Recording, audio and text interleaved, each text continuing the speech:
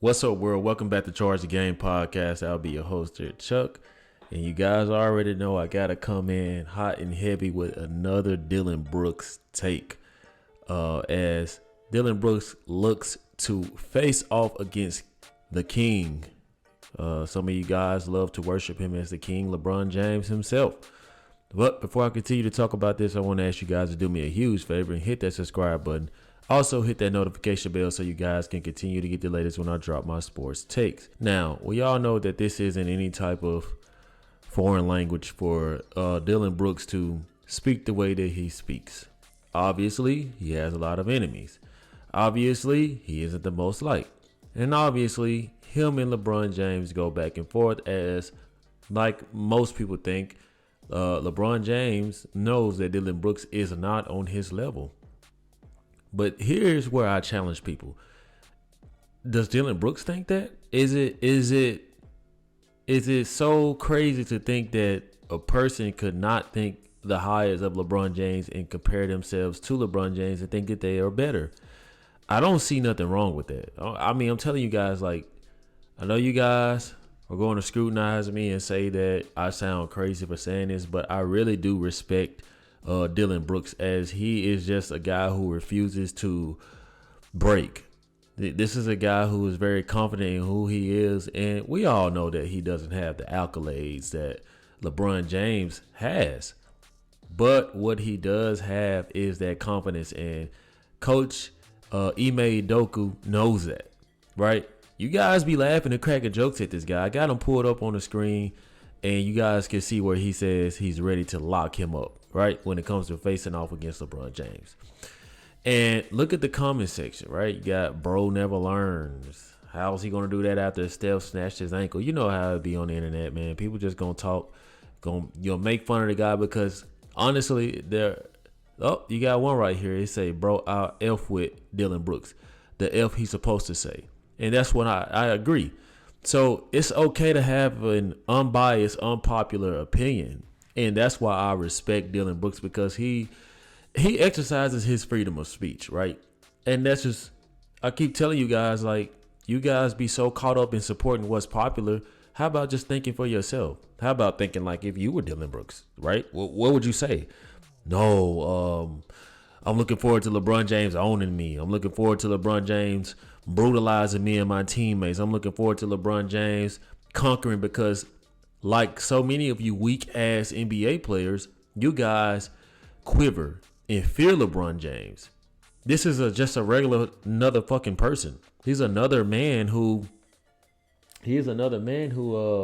really just, I mean, he's great at basketball, but you cannot fear a guy because of all of that. You just couldn't, because if you guys didn't know who LeBron James was, if LeBron James was still 6'9", 270 pounds, and if you're a man who has any respect or dignity for yourself, you will stand your ground. I don't care who you are.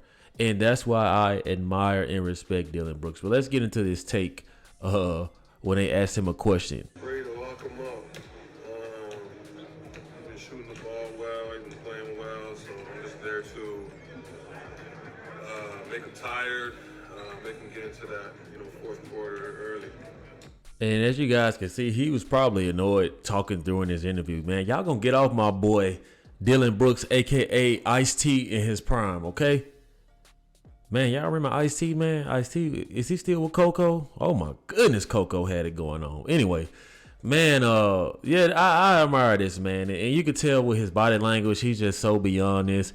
And he does a great job of marketing himself. He's doing the same thing Draymond Green does, except in my opinion, this guy is actually a better offensive player because he doesn't have to foul and get in your head and taunt you and hit you in the groin and the private parts. He don't got to do all that because he actually knocks, as ugly as his 3-point shot is, he makes pretty decent shots to me. And for the season so far, averaging 16.3 points a game, that's not really, I could deal with that, 3-point percentage is 56.5 now, and the field goal percentage is 59.3%. I mean, like, these are numbers that I can deal with. Now, granted, it is early in the season, right?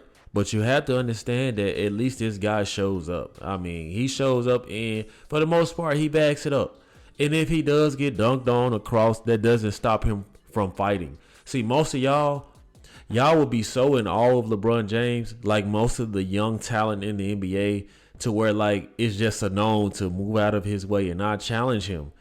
Bro, you have to be a man at some point in your life, right? You have to be the type of person who does not care about all of that. That doesn't mean that LeBron James isn't the greatest to some of you guys, because I still got MJ and then I got Kobe and then LeBron James, but you don't have to be in awe so much to where you don't play your best game. And that's why I like Dillon Brooks, because he constantly defied the odds and he constantly goes against the grain. You literally have to respect that. You know what I'm saying? Like, I don't care who your favorite player is. I don't care how much you like LeBron James. If LeBron James got on the court with you and you literally looked at LeBron James as more superior than you, what type of man are you? What was he supposed to say? For real. Let's go back to these comments. What was he supposed to say? Y'all expect him to say that LeBron going to cook him or something? Thank you. It's people in the comment section who really do have a damn brain, bro. Like, what y'all want him to say? I'm saying this is a Bron fan. I'm saying this as a Bron fan. So you actually have the Bron sexuals coming out to defend Dillon Brooks, right?